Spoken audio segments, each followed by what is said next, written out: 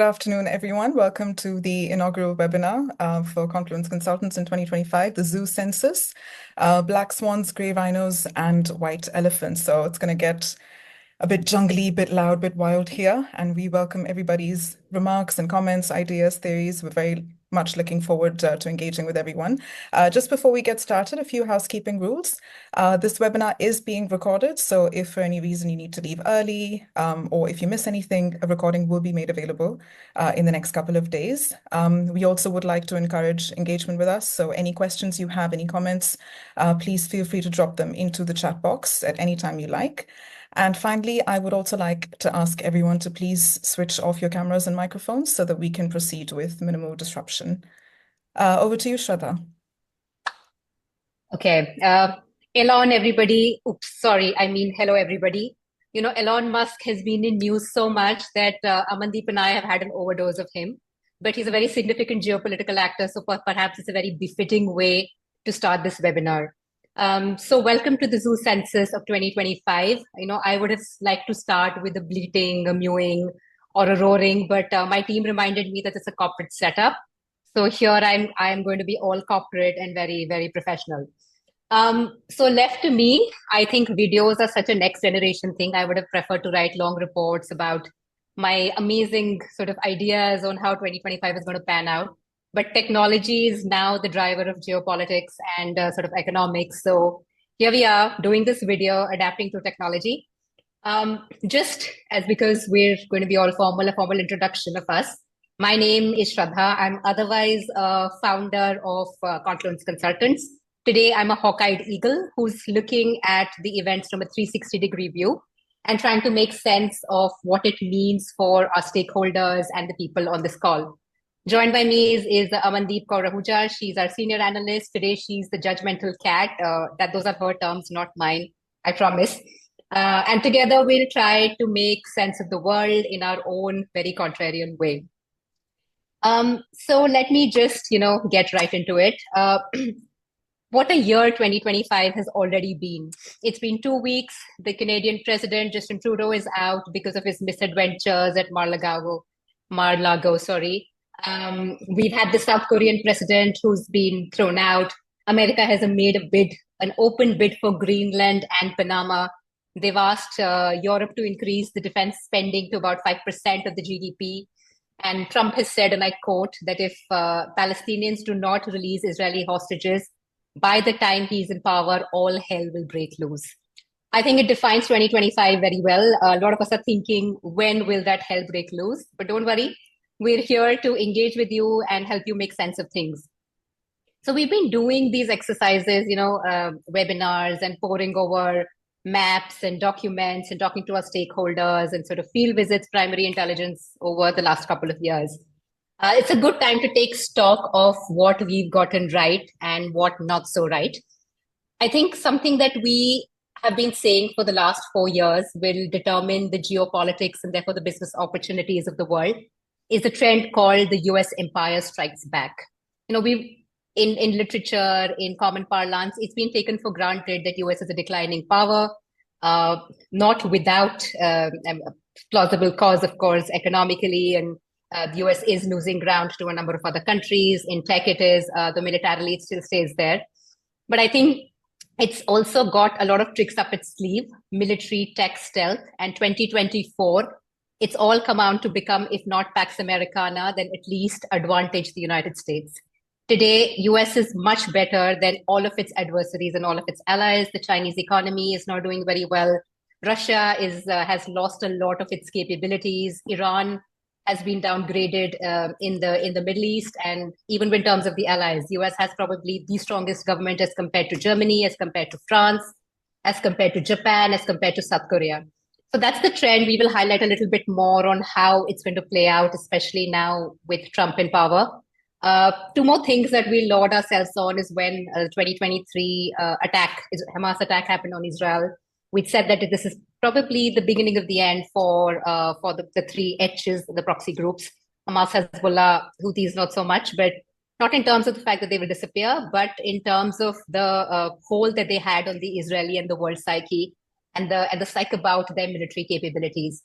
About 3 months back, Amandeep and I were also discussing about Syria and Libya because the dynamics have changed, though we really couldn't have figured out how this would play out, but they were due for some changes. We also gotten some things wrong, and I'll be happy to take questions at the end. In all honesty, tell you what we were not able to pinpoint correctly.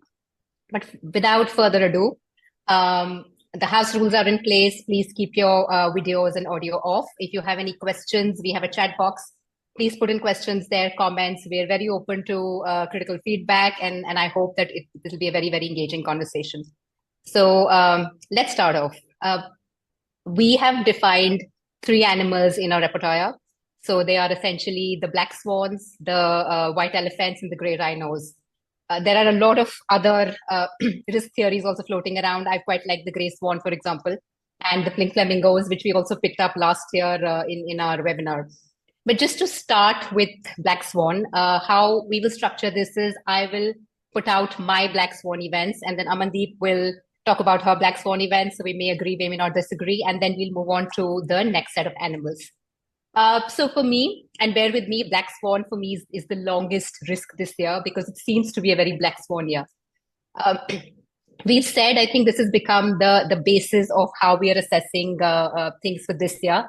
The main events will be characterized by what we call the 4 T's, which is Trump, tech, trade, and tango, which is in the military parlance, right? So let me just, while the trend is pretty clear and pretty obvious, the way it will play out is where we think the black swan comes in. And let me define black swan very, very loosely, because typically you cannot predict black swan events.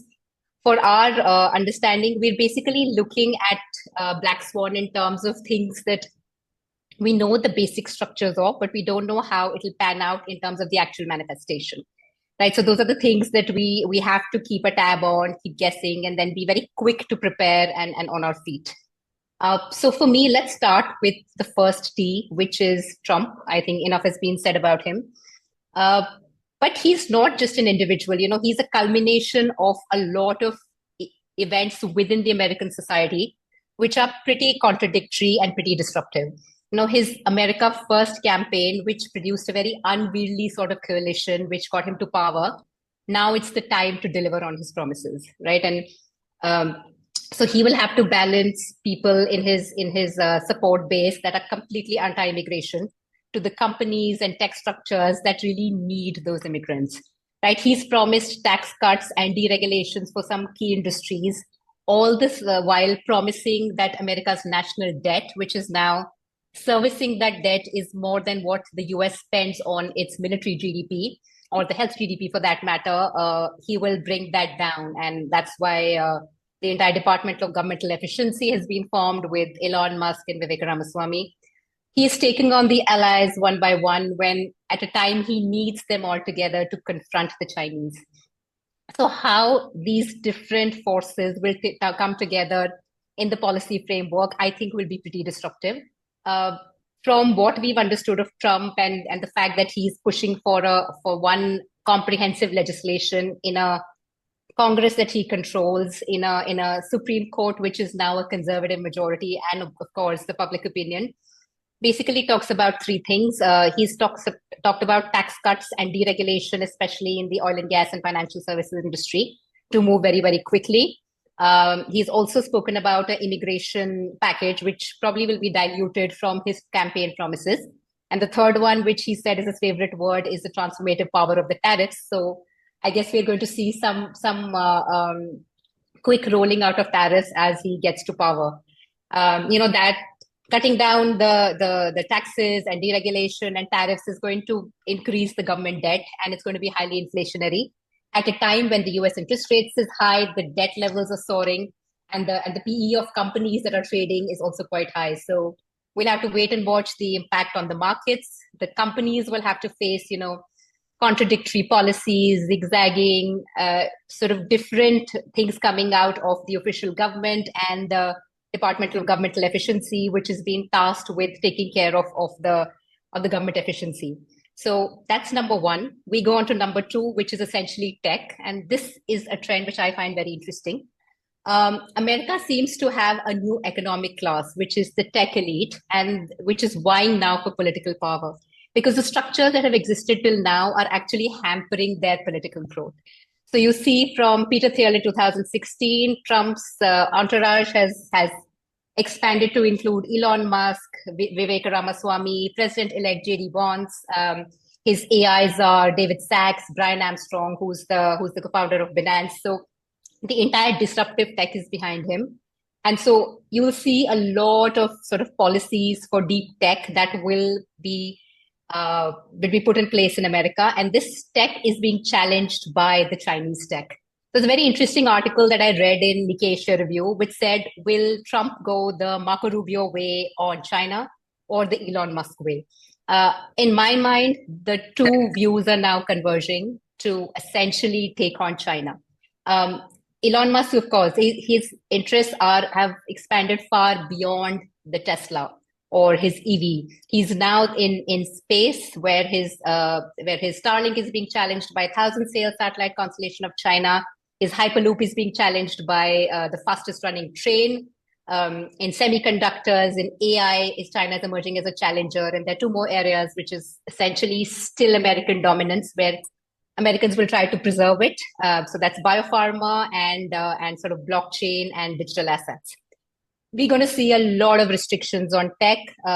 Trump is not even in power, and 100 companies have been put by the DOJ on a list which says that they're affiliated to the Chinese military, including the largest battery maker, KATL. And of course, Tencent and all continue to be on this list. So it's going to be very, very interesting. It's going to move from tech restrictions to tech prohibitions to other countries also having to imbibe these tech restrictions. So obviously Huawei, however you pronounce it, ZTE is common examples, but countries will increasingly have to choose.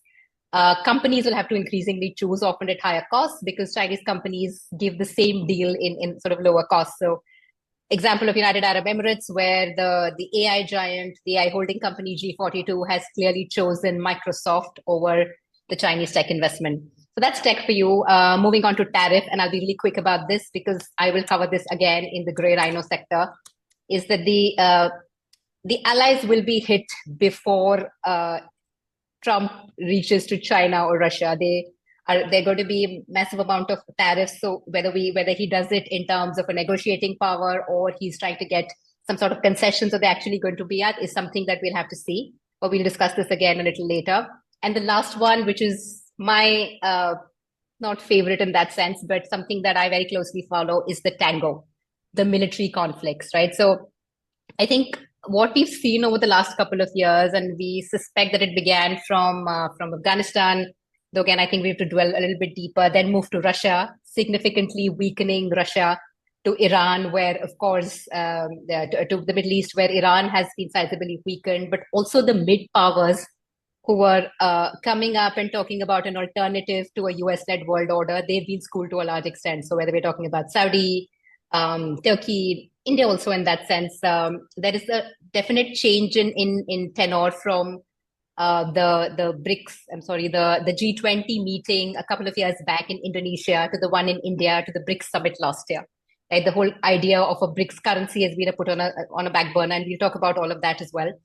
But I guess the conflicts are opening up in different parts of the world. And it's at this moment, it's Pax Americana. They hold the key to every solution in the Middle East. Russia has been sizably weakened, though it still retains a lot of power for hybrid warfare in Europe. And we'll have to see what new fronts open up in this quest. China is obviously going to retaliate. So is 2025 going to be the year when the Chinese, for example, deploy military in Peru, where they have now a big port base? You know, that's why Panama makes sense. Greenland, the Arctic Ocean, the Arctic ice is melting, so that area is becoming clear for Russian military maneuvering with the Chinese as well. So does that Greenland then make sense? So we'll have to see and wait and watch how the conflict pans out in sort of 2025. And I'm going to stop there because I think I've exceeded my time. Amandeep, over to you. Thank you for that, Shraddha.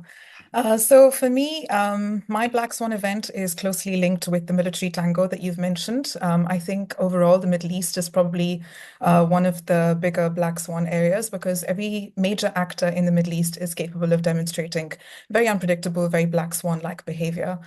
So for the purpose of this analysis, I'm going to focus on three main actors, starting with Israel. Now, Israel has been on its expansionist agenda since this wave of the conflict started.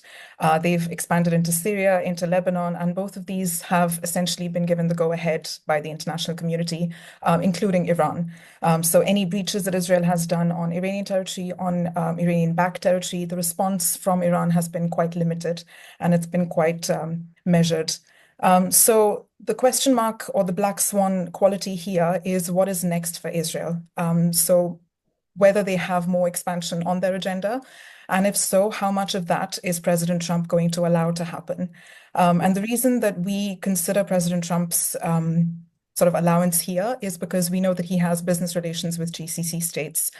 So if we look at this week alone, considering the UAE, Dar Global, which is a real estate company that has partnered with Trump, is now going to be investing in the US and in Greece. We've got Damac CEO Hussein Sajwani, who's going to be investing $20 billion in US data centers. So quite a lot of business going on there. But we also know that GCC states rely on a two-state solution as the foundation of peace in the region. So how these two elements are going to coexist is, in my opinion, one of the bigger black swan events. Next, we move into Iran, which, again, as we've discussed, is considerably weaker now than it was at the beginning of the conflict. But a weaker Iran, does that necessarily mean a stable Middle East? Is the question mark here. So Iran's next actions in terms of whether it's going to be with Trump or against Trump is the black swan quality here. So we know that, from previous very vocal statements from Donald Trump that if Iran is going to be against Trump or against the US, then there's going to be a very hard stance towards Iran. So how reformist President Masoud Pezeshkian is going to act here is what is a little bit unpredictable. We also know that, like I said before, Iran's response to Israel has always been very muted. So does that mean that Iran is now ready to cooperate with the US, or does that mean that Iran is slowly working on revamping its axis of resistance? Is it going to seek closer ties with Russia and China? Can it even get those closer ties with Russia and China, given that, Russia is in the middle of its own conflict? Russia was unable to stop the events in Syria. It wasn't able to back Bashar al-Assad anymore. China is going through its own economic downturn. So these are some of the questions that we would keep an eye on as the year progresses. And then finally, the third actor that we're looking at here is Turkey. Turkey played a primary role in the toppling of the Assad regime. It was the primary force behind the HDS forces. Its significance is considerably expanding in African states, especially in Somalia, where it mediated in the Ethiopia-Somalia tensions. Its geographic centrality between the East and the West is quite significant as well. The fact that it's a member of NATO, the fact that it has very close ties with BRICS members, both individually and also with the BRICS conglomerate. It's been repairing its relations with Gulf states quite a lot. So now it's a key partner for the US, for Saudi and for the UAE. And President Trump or President-elect Trump has also said that he gets along very well with President Erdogan.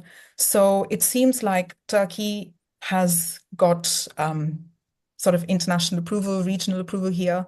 So how it's going to act in terms of these new developments that have happened in the Middle East, if it's going to be able to swoop in and take over the bit of influence that Iran has kind of left behind, how all of that is going to pan out, in my opinion, is a little bit of a question mark here, bit unpredictable, so falls under my black swan.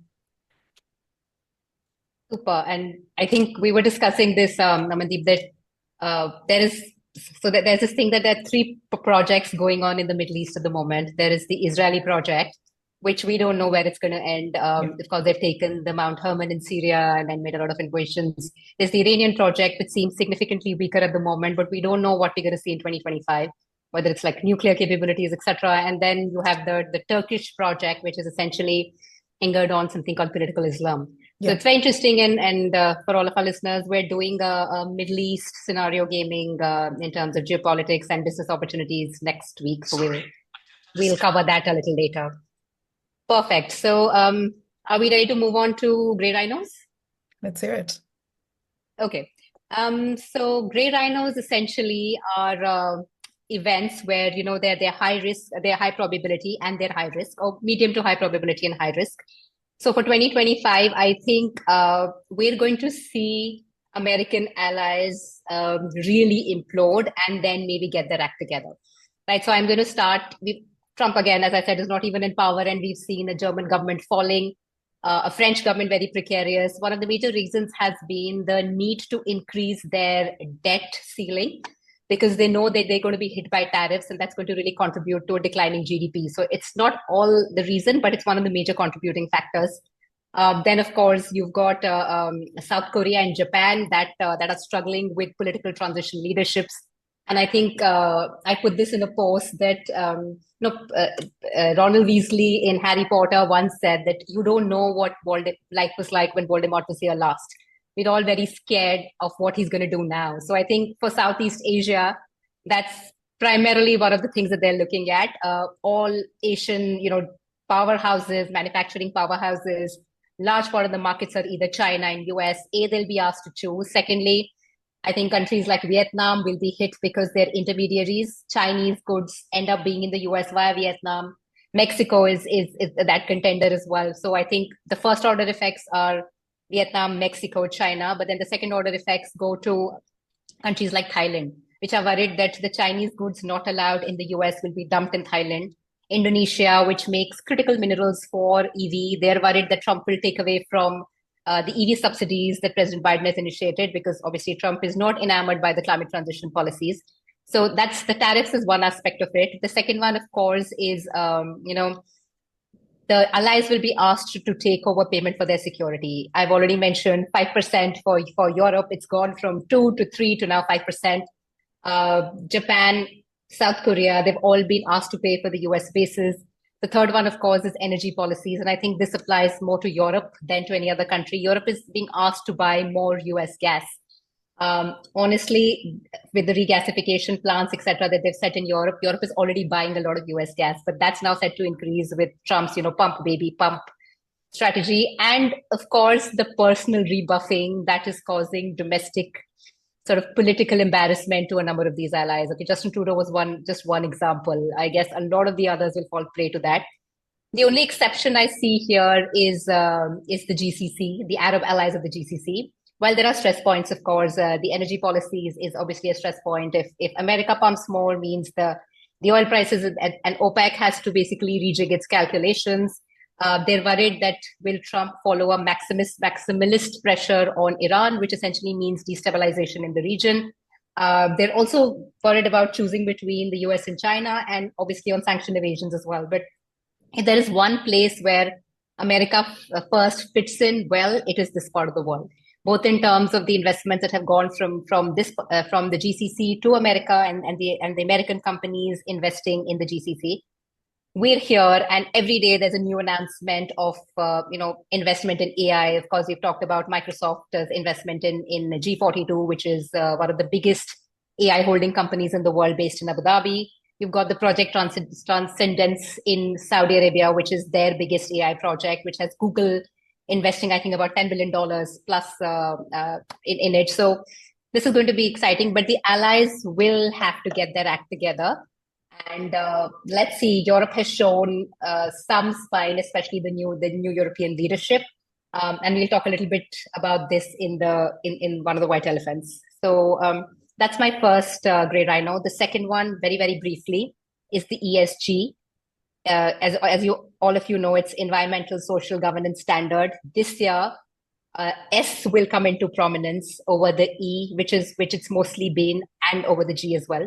So we define S as companies having to. So S&P defines the S of it as essentially the relationship that a company has with society, its workforce, and the larger political environment. This year, the companies will have to navigate three S's, which is essentially security. What we saw with the Houthi attacks in Red Sea increasing the tanker costs. That's something that can erupt at a moment's notice, and companies have to be prepared to rejig their supply chains.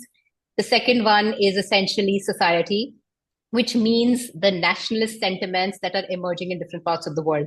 McDonald's is a classic case. They were boycotted in the Middle East along with Starbucks and a number of other American companies over the Gaza conflict.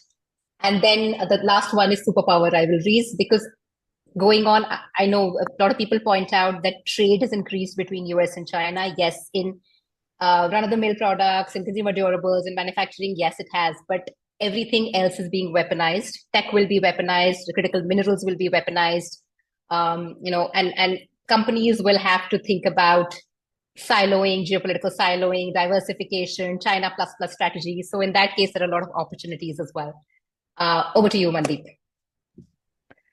Thank you, Shraddha. So I also have two grey rhino possibilities that I'd like to discuss. And the first one is linked with how you've mentioned that any US policy is probably going to impact the allies first. And I'm going to start with disruption in Asia that's going to cause. So, of course, through the past week, we would have heard about the steel deal that fell through because of President Biden citing a security risk over there. And then we've got, US Steel and Nippon Steel both suing senior officials from the Biden administration. And so not only has that kind of caused a bit of chaos within the US, it's also causing disruptions in the relationship between the US and Asia. So there's the US threat, and then there's China as a threat as well that is going to be combining to cause this disruption in Asia. So all of this is going to lead to big moves in key industries, big innovation. And we're already starting to see some examples of that through the end of last year, through the beginning of this year. And I'm going to talk about a few of them briefly just to showcase exactly how that's materializing across various markets. So in Vietnam, there's VinFast, which is coming up as a rival against Chinese branded electric vehicles. They're aiming to double production in 2025, and they want to rival Chinese prices. So in my opinion, this is something that China should reckon with, simply because Chinese prices have been one of the reasons of its expansion in global markets. And then we've got a lot of inter-region collaboration happening as well. So Japan collaborating with South Korea, collaborating with Taiwan. So Taiwan's TSMC has recently started production of its chips in the first factory that it set up in Japan. Japan is also expanding a lot of its AI function into South Korea. So Fujifilm is expanding into South Korea as well. Within Japan, we've heard about the Honda and Nissan merger that is set up essentially to compete against Chinese brands. We also know that they are reworking their defense expenditure. So even though that's not directly linked with innovation in the conventional sense of technology that we're thinking about, it is definitely gearing towards big change, big disruption. When we speak about collaboration, something that recently also happened is Malaysia and Singapore jointly developing a special economic zone. This is meant to promote aerospace, life sciences, amongst the multiple high-tech sectors that are now developing. And then finally, we've got Indonesia, now former member of BRICS. But increasingly, their narrative has been about strengthening the connection with the Global South and also amplifying the voice of the Global South. So overall, across Asia, there seems to be this assertiveness that is emerging that is not only meant to fight against the Chinese threat, but also kind of prepping for Trump 2.0. Alongside this, we also do need to think about the political uncertainty and the leadership uncertainty that is coming out of South Korea, for example, like you mentioned, Shraddha, earlier. And then we've also got Japan, Taiwan to a certain extent. So within this grey rhino, there's a little black swan as to how China is going to react to this or how they're going to potentially take advantage of it. So that's the first one. The second is, again, linked to something that you mentioned in big tech, space emerging as potentially the next battlefield for countries. So, we've got the obvious SpaceX, we've got Starlink and 1,000 sails competing against each other, tens of thousands of satellites launching into space. But that is not where space rivalry ends. We've also got the EU stepping up, which is big because now they're able to kind of sidestep all of the regulation and move into innovation. So in their space program, IRIS-2, they've invested about 10 billion euros, and they're going to be launching 290 satellites into space. Now, of course, this isn't to the level of Thousand Sails or Starlink, but it's definitely a start. We've got Australia that is starting its own lunar program called RUVA. They're going to be collaborating with other countries on NASA missions. Closer to home, we've got the UAE Space 42 that is constructing 2 additional satellites for communication, aiming towards self-sufficiency in geospatial technology. We've got Taiwan preparing its space program. The one thing that I would also focus on is Iran's space program. At the end of last year, they had their heaviest payload launching into space. Now, concerns among the West or among Western countries include that their space research is going to somehow aid their ballistic missiles program. So linking that with the Black Swan that I mentioned earlier, this element of rivalry or this element of the battlefield extending into space, it seems to be quite real. Yes, absolutely. I mean, I think a lot of these, there was an article yesterday which said the low Earth orbit Starlink can be used by the Chinese to do military reconnaissance. So space is becoming, as I think we're, remember the George Friedman book that we reviewed, space is going to be the next battleground. And I think that's playing out. Awesome. So now we move on to our last elephant. Guys, please keep the questions coming. We'd love to hear some contrary opinions telling us that we've got it all wrong or however you want to frame it. So now moving on to the white elephants. For us, white elephants are just a hype on which you waste resources unnecessarily. And for me, the top one is and has been for the last couple of years, the whole concept of a global south, BRICS, and de-dollarization. Of course, I'm not saying that the US economy is not weakening or that the dollar is in the preeminent position that it was, but it's not going anywhere in 2025. Let's just put it like that. So I think we did a webinar on de-dollarization, which we'll put in the link when we put this webinar out. We were looking at what brought about this whole narrative of the threat to the dollar, right? It was the sort of the Russian invasion of Ukraine, and then 300 billion of Russia's forex were sort of annexed or stopped by the American military, the American government, meaning that anybody who disagrees with the Americans can have their sort of money taken away from them. Then there were talks of bilateral currency swaps. There was talk of payment of loans back to the governments in other currencies. So Argentina, for example, made a IMF payment in renminbi. And then there were, of course, talks about digital currencies and emergence of yuan and other fiat currencies, and of course, gold. In the last, I think, 1 or 2 years, none of them come close to dethroning the dollar just as of yet. We've had, of course, there are 3 aspects of how we look at the dollar. There is, of course, the central reserves in banks, which obviously it has come down in terms of dollars. But then we've also got international invoicing, so imports and exports, where dollar is still very, very prominent. And then, of course, you've got the capital markets, and nothing comes close to the American capital markets. I was just looking at a very interesting piece of sort of diagrammatic representation, which said that in the last 30 years, S&P, for example, has given a 12% return. And there are only a couple of years where it's gone into negative. So American capital markets are still very robust. And then we were looking at what other, means that the US has to make sure that its dominance of dollar doesn't go. So all of that, from military tango to regime change. I mean, Argentina has a new government now, and Javier Milei is extremely right-wing. He has the same slogan, "Make Argentina Great Again." And he's actually officially spoken about dollar as a currency, though I don't know whether he'll be able to implement in that. It's been a year in Argentina, and he's implemented some of them. Argentina has a budget surplus. We don't know how it's going to go in the next couple of years, because it's going to hit, and then people are going to sort of retaliate against the pain, etc. But that was Argentina. Saudi Arabia was talking about payment of the oil in yuan. They already do it, but like officially after their deal in dollar denominated oil plus. So I think all of that has become less of a talk from even last 2 years. As I said, the G20 summit in Indonesia brought all of these issues to fore. And then over the years, it's come down. Last BRICS, I think India categorically stated that they're not talking about a BRICS currency. UAE-India bilateral swaps are largely because of the very peculiar nature of the Indian population that lives in the UAE.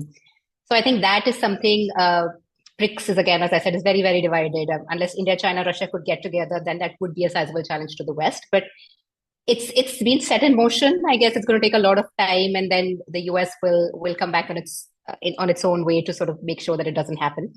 And the second white elephant for me would be, I think we've spoken about it, Europe's breakup. And from what I see, that you've got some new leaders in the European Commission. You're going to have a new government in Germany very soon. Macron, they're all talking about increasing the defense expenditure. I remember last time to 3%, and they're going to do it outside the EU, so Hungary cannot veto it. So there is a genuine understanding and realization within the European Union that the Americans, as they knew it, the America as they knew it, doesn't exist anymore. So they will have to get their act together. There's also talks about, not impeding AI regulation or technological sort of, which is they have too many regulations that have been stunting tech. So will they be able to sort of reform? It's a big bad bureaucracy. So we'll have to see. But Europe is not going anywhere for the time being. Who knows? They might even end up getting their act together. Maybe not in 2025, but at least start to do that. With Japan, I'll point out something very interesting. They have basically diverted their automobile strength to technologies of the future.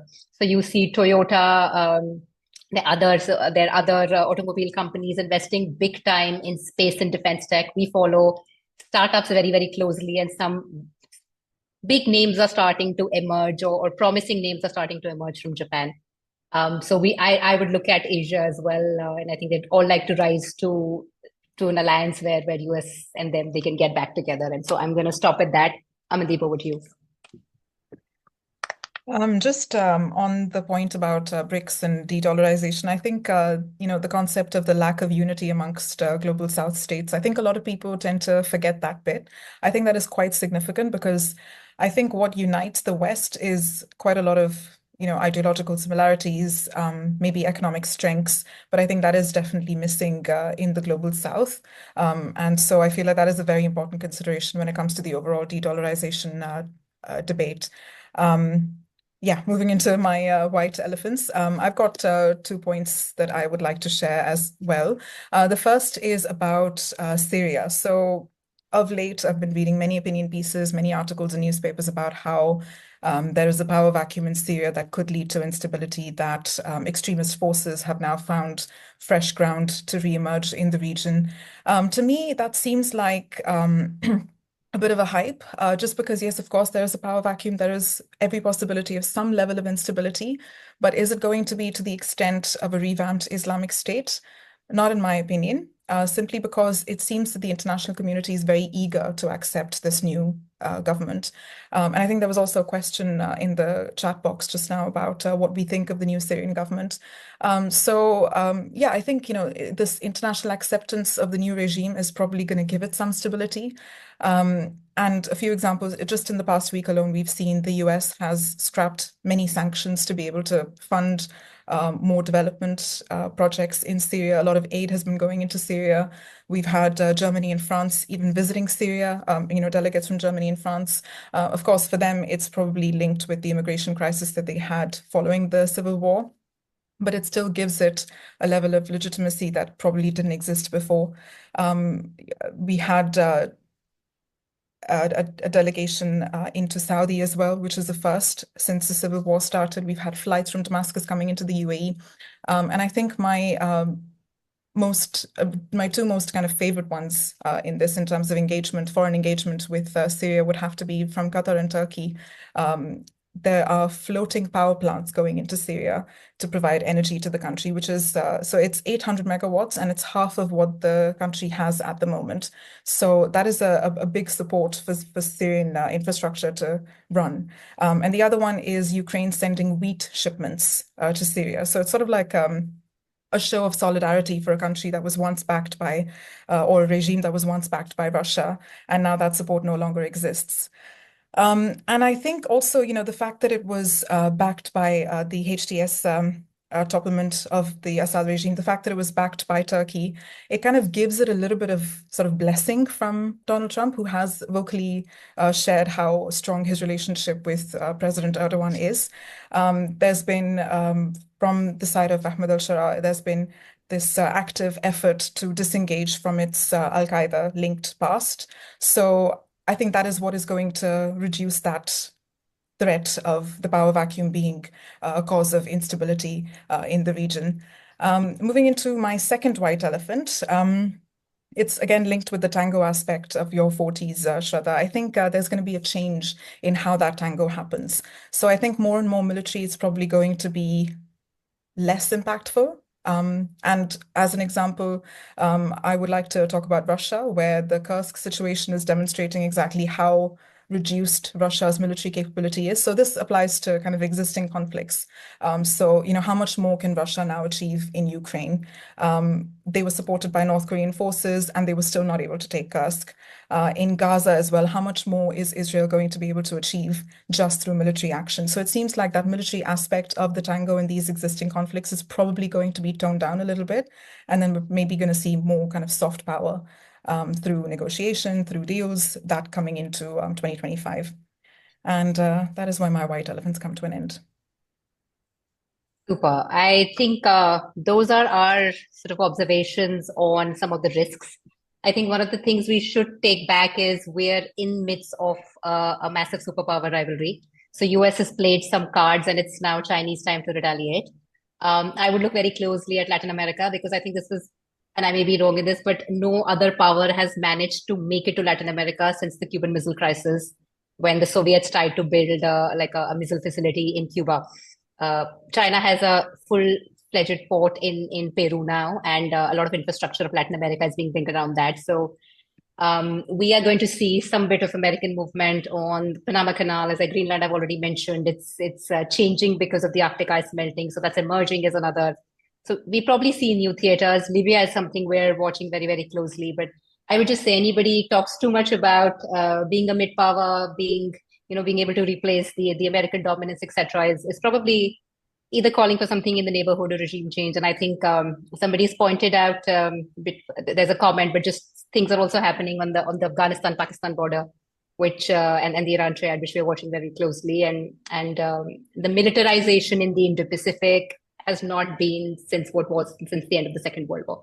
So we're seeing a lot of American amphibious units moving. A lot of sort of island chains that being developed, the bases being renewed. So I guess the tango bit of it is alive and kicking, something which is the hardest to sort of navigate, and that's how we see 2025. We have some comments and a question. Anybody has any more questions? Wants to highlight about gray swans, pink flamingos? Feel free to. Let me just read the comment. Just a brief comment on what the earlier point on Iran and Turkey. Iran may be weakened in its pursuit of proxy groups, but that does not mean it will yield to rivals like Turkey. While Turkey's approach appears more centered around Erdogan's leadership, Iran operates with a clear mission-driven focus, which makes it more resolute in its strategies. At the moment, they might be adopting a wait-and-see approach to gauge how President Trump will act. However, once Tehran perceives no significant policy shifts coming from Washington, they're likely to re-engage at full scale. Thanks. I think we agree with that. Iran's response is a black swan. Even though the capabilities have been degraded, they still have a lot of tricks up their sleeves. So I think 2025, we'll have to wait how the so-called axis of evil retaliates. Then we have a question about India. Do you see any major economic reform coming in India during 25 and 26? Beyond parliament delimitation exercise, census, women reservation in parliament, one nation, one election, it seems Modi 3.0 has become too lethargic, and the only thing it does efficiently is throwing freebies during elections. Any hope of reforms in corrupt Babudam, corrupt police and corrupt judicial system? What about focus on AI? So again, I would not claim to be an Indian political expert, though I've spent my years looking at India. I think India is also one of those allies which is going to be targeted by the United States. Last time they came, they took away India's MFN, but it's also one of the key allies against China. So I think the external environment with, the Indian rupee depreciating, a lot of FIIs flows going out, the India story will need some bit of from the government to sort of keep rolling. Do I expect any major economic reform given the current political scenario? Very difficult. The government is now with a reduced majority in the parliament. What they had in the first two terms, that kind of even the public opinion doesn't sort of exist with them anymore.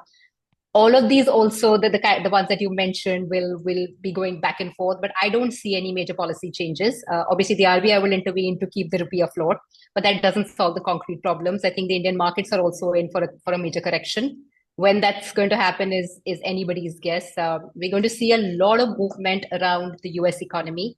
Uh, so will Trump fail? No, because that's also a hypothesis that's being put out.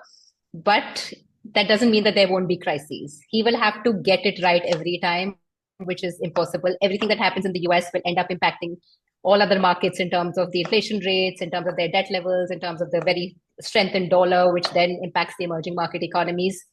I'm also worried that the Chinese will, at some point of time, step up their activities against India.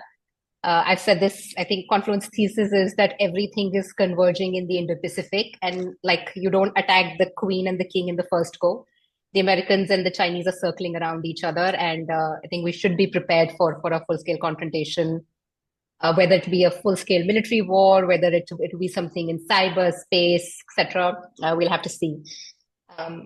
Okay, we have some more questions. How do you think power play of China against How do you think power play of China against Philippines in South China Sea play out in 2025? Um, I think it started off. Amandeep, do you want to take that question? I'm sorry, I've been hogging the limelight. You go ahead. I'll follow up. Okay. I think Sanjoli, thanks for your question.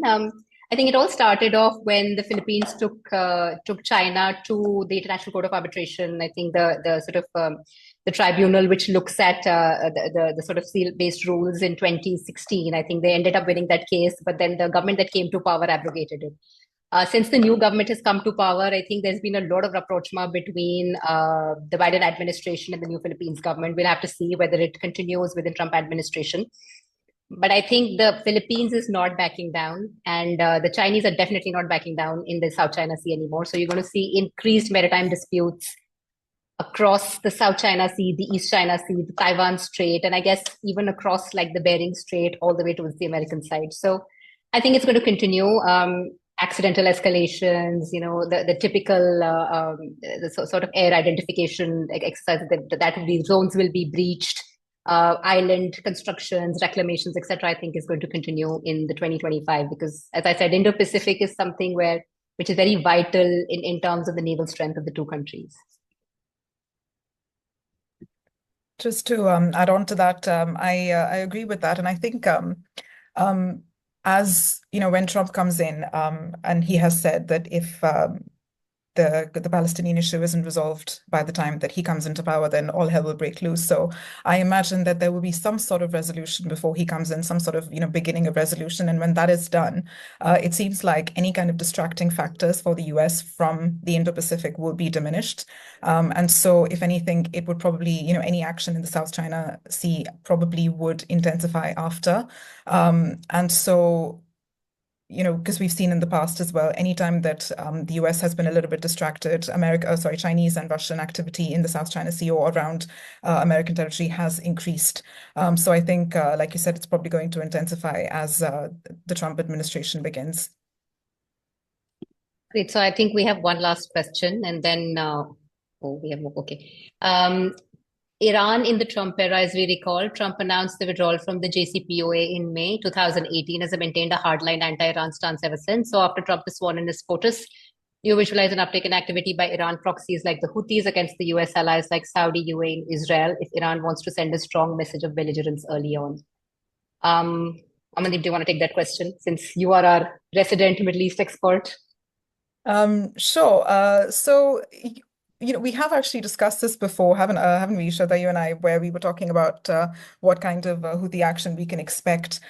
So I think, this is why I have classed it as a black swan event, because there's absolutely no telling what Iran is going to do. There's, multiple scenarios. I had quite a few scenarios planned out when I was thinking about the black swan event.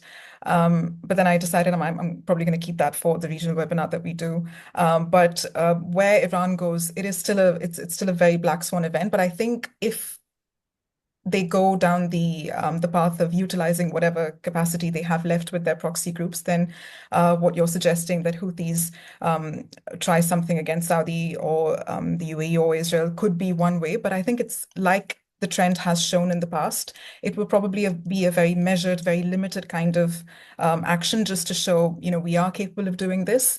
But also, I don't think they would plan on doing something large scale that would cause a massive response from the UAE or from Saudi, because of course the people backing the UAE and Saudi have capabilities that Iran probably does not match at this time. So yeah, I agree that that could be one way for Iran to act. I'll just add a slight twist to it. This is unless somebody wants the Houthis to be destroyed, right? I'll Hmm. be very, so that there are powers who want Houthis to end. So I think they've already attacked the Saudis before. There have been attack on their sort of oil facilities, etc. So it's a red line that's been crossed. They've already done it with Israel. Ports have been attacked, etc. The red line that remains is they have managed to reach the Abu Dhabi airport once, but the red line Hmm. that remains is the UAE. So they very openly said that Burj Khalifa is their target. It's, I mean, as I've said, I wouldn't have imagined before 2023 that Hamas would do what they would. So let's wait and see. It's all scenarios we should be prepared for. But I personally think, like Amandeep said, that the GCC allies have a lot of power, not necessarily military, but they have a lot of money, and then they, as I said, they're sort of collaborating with the Trump regime, etc. So we'll have to wait and watch on that. I'm sorry, I don't know, Praveer, whether that answers your question. We can take it again in the next webinar where we actually scenario game. So that'll give you a lot of sort of school for thought for coming at your own conclusions. I think, okay, there was one more question. Do you see any resolution? Sorry, there's two Do you questions. see? Oh, do you see any resolution of Russia, Ukraine, or Middle East conflict in 2025? Um, I personally think, and Amandeep can add, is there will be some sort of peace agreement that will be done between Russia and Ukraine once Trump gets to power. But there is no resolution of this conflict now. Russia has amazing hybrid capabilities. So it's going to, I think its conventional military capabilities have really been hit, which it makes it more dangerous in terms of its hybrid capabilities. So Europe is now a sort of an open ground for that, and they realize that NATO's latest report mentions the Russian threat very, very seriously in terms of their hybrid capabilities. Interference in countries like Georgia in terms of elections, regime changes, putting in people who are sort of valuable to them, minority areas, the typical Russian playbook. I think that's going to continue. That's not ending anytime soon. Middle East conflict. I don't think. I mean, again, I personally feel that the US wants to quickly be able to deploy its forces towards the Indo-Pacific. So it's going to try and make all these conflicts come to a point where they don't require large-scale US military intervention, or, because the day the B-52 bombers were moved from the Indo-Pacific to counter the Iranian threat was when, China conducted its biggest air defense exercises around Taiwan. I mean, the scale caught everyone by surprise. So US military stretch, they will have to prioritize, which means regions will have to be looked on. But I think these conflicts are not ending now. There is a certain method to the madness. You can figure out what the red lines are, what are the areas, how it's going to pan out. Sometimes maybe not that as well, and then prepare for that accordingly. Amandeep, do you want to add anything? Yeah, sure. I mean, briefly, yes to both of them. Yes, there will be a resolution. Is it going to comply with conventional definitions of justice or compliance with humanitarian law? Probably not. Like you said, with the Middle East, for example, the US will seek some kind of resolution that allows them to refocus into other parts of the world. I think that's very likely to happen. I don't think the kind of resolution that the UAE or Saudi are demanding, that kind of two-state solution, I don't think that is on the cards for 2025. But I do think that some kind of limitations to Israel or limitations to expansion of not the conflict exactly, but maybe expansion of fronts in that conflict. I think that will definitely be taken care of. When it comes to Russia, Ukraine, I think there's probably more hope for that to be resolved compared to the Middle East. But again, in terms of Ukraine becoming who it was before, in terms of Russia also being who it was before, I think both of them are going to go through some systemic changes. All of Europe, I think, is going to go through a systemic change now with the resolution of this conflict. So I think, Praveer, you basically appreciated a candid response. So this is one of the places where we did not get it right. So we had thought that Iran is basically on board with the peace, which the sort of establishing a peace-based equilibrium in the region, and that's why it didn't really come to Hezbollah's help or did much for Hamas. It's been very muted since Qasem Soleimani's assassination, and I think that's why we got the rationale of Iran wrong. So I think that's took us back to our boarding and our maps to figure out what we'd not seen. And I think that's very, very important for geopolitical analysts to admit when we've not been right or when we've not been able to catch on to what the trends were. Okay, so can we see new forms of energies as climate actions and global warming? Thank you so much for that. I think it's a bad year for climate transition and alternative energy narrative. President Trump is extremely apathetic and, in fact, downright hostile to any climate transition attempts. He thinks that the loss of the European and American oil and gas companies has meant that geopolitical power has been given to countries like Russia and also the sovereigns here who control the oil wealth, giving them too much power over the American energy security. There are obviously it's a trend which is unlikely to fizzle out, because I know Europe's doing quite a bit on that. UK, for example, they have a North Sea energy policy which says maximum decarbonization, and they're starting to take flag from Trump.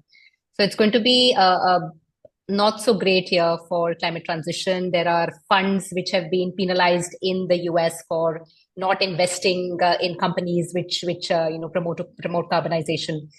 OPEC is still up and running. The oil prices are at a stable level, which means countries will take more. There are more gas. The Russian gas is out of the market, but there are more gas alternatives coming in Qatar and Azerbaijan. In fact, Western Hemisphere now produces more oil than the Eastern Hemisphere. So US, Suriname, Guyana. So I think oil is not going anywhere. Gas is not going anywhere. Renewable energies will obviously step up. China is doing pretty well in solar, etc. But coal is also stepped up. So it's going to be a mixed result. The kind of euphoria that had existed with the Paris Agreement seems to have fizzled out. Yeah. I think Japan's also doing, sorry, just one thing to add here. I think, the kind of big scale policy for energy is probably going to die down in this year, but I think small scale action is still going to persist. So, like you mentioned, the sovereign wealth funds, I think their investments into offshore farms and into other countries' renewable policies, I think those will still continue. And Japan has been working to diversify away from nuclear energy as well and looking into other forms of renewable energy. Also, I think with the growth of AI, the search for other sources of energy will be something that people look at, but probably not to the extent that would have happened if this was a different year. Okay, so we have two very good questions. Yes, Bilal, I will end it on a slightly less depressing note, but it is a risk event. It's a risk webinar, so I'll try to give you the positives as well. Greenland, could that be a black swan event? How serious is Trump about taking over the control from Denmark? I think the US is pretty serious, and there are very concrete geopolitical and the power projection capabilities involved here. I don't have the map with me to explain how, for example, how the Arctic ice has melted, creating new channels. A lot of Russian military maneuvering was happening. That path has been opened up to China. There's an entire Russian document on how they're planning to use the Arctic Ocean. And Denmark has no capabilities to sort of project power. So the only one that's left is the United States. By Greenland, it gets China and Russia too close to the American mainland. I think he's serious. His son's visit became official, but there have been a lot of other back channel visits to Greenland as well. Could he take it over by military force? I'm not sure. There is that entire Comac community that's formed with Micronesia, etc., where you basically pay for their security and their upkeep, and countries or regions accede to you for protection. And then you're allowed to deploy their military, and that could be done in conjunction with Denmark. So all of these things are now narratives that are being discussed. Okay, slightly depressing note. Yes, absolutely. There are a lot of opportunities opening up. I've written it in one of the newsletters. I've said, if you are a founder, a startup that's taking bets on space, defense, AI, blockchain, this is your time. a lot of funding available. The government will subsidize it all ago. There is a lot of innovation happening. What's happening? I mean, so everybody dependent on a semiconductor global supply chain, on a critical minerals global supply chain. A lot of that is getting dismantled. So reshoring, looking at mineral supply partnership, a lot of new alignments are coming up. And for countries and companies and startups who move fast, there are a lot of opportunities. I feel that Europe will become less on regulation in terms of AI. We're going to see a lot of sort of tech developments. GCC is emerging as one of those regions where massive investments in tech is happening. I mean, you've been in the region, we are in the region. So I think risks always lead to opportunities, disruptions always lead to opportunities. This is 4 years of America getting their act together. If they do, that's going to be great. Otherwise, we'll have to manage the sort of consequences. Is that optimistic enough? I could create some more hypothetical scenarios. I think if you live in the UAE, Saudi, or Qatar, or basically anywhere in the GCC, you should be less depressed by default. Yeah, well, we're fangirls, so I think our accounts don't count. Perfect. I think that's it. Thank you, everybody. We are available. We are going to be sending you notes of what we discussed today. Plus, there are a lot of other events which we couldn't cover. The growth of AI, the deregulations, the kind of tech developments that are happening. We're going to put all of that in the report and probably share it by you soon. It's a small team working overtime, so please bear with us. And yeah, Amandeep, over to you. Great. Thank you so much, Shraddha, for co-hosting this, and thank you to our listeners for sticking around until the end of the webinar. So we will be sending a recording of this, we will be sending the written report, and also next week we will be doing our webinar on the regional trends. So we hope to see you there as well. That's going to be on the 16th of January at 2 p.m., so the same time. And you can also stay in touch with us through LinkedIn. You can also subscribe to our newsletter. So if that's something that you would like to receive, then you can drop us a message on LinkedIn or get in touch with us via email. Yeah, for any comments, feedback, we are very, very open. So please feel free to get in touch with us. And we look forward to seeing you again next week. Thank you, everybody. Take care. Thank you. Bye-bye.